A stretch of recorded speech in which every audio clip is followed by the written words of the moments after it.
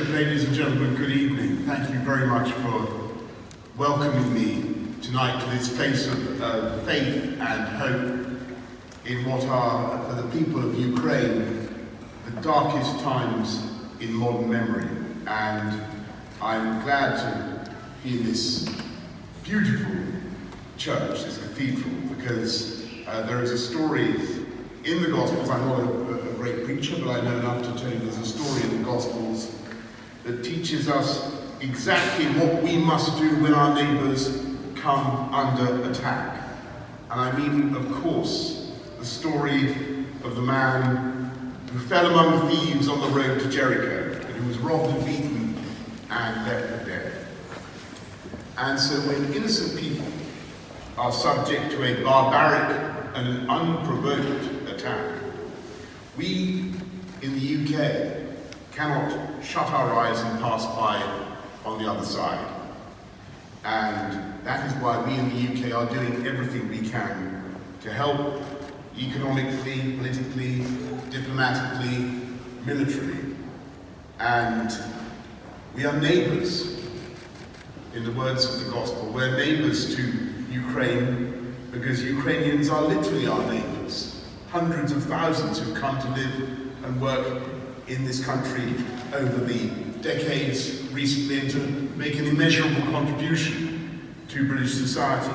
And that's the reason why we're your neighbours. That's the one reason, first reason. And then we're your neighbours because we share Ukrainian ideals of freedom and democracy and independence. And we must not and cannot allow those ideals to be trampled on and crushed on our European continent. And we will not. And that's the second reason why we are your neighbours. But there is a more fundamental point. And this is the point that Jesus was actually getting at in that parable of the Good Samaritan, which is that even if we did not feel these emotional ties with Ukraine as we do, even if we did not have the political bond, the geostrategic bond between us, it would still be right to help Ukraine in any way that we can. And I want to stress that there is no hostility in my heart towards the Russian people. The Russian people. None whatever. Quite the reverse. My heart aches for the Russian parents who were already losing their children in this vicious and appalling war, just as it aches for the civilians and the people of Ukraine. But when it comes to the Russian leadership that chose this path of violence, and I stress chose this path of violence and aggression, there can be no possible excuse.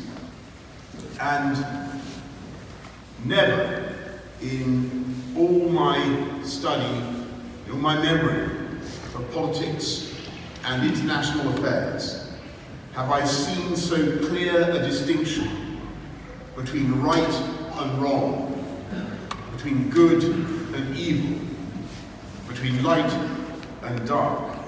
And that is the real reason why Ukraine is our neighbour today. And by the way, I say to all the countries around the world who may only just be waking up to the horror of what is going on, I say to everybody around the world, that is why Ukraine should be your neighbour too.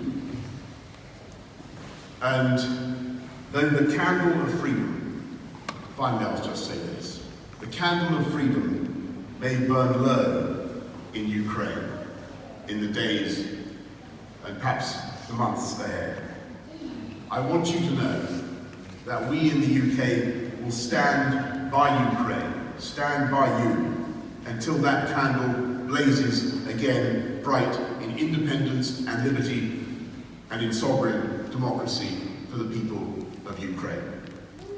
Thank you all very much for doing me the honour of allowing me to be with you tonight.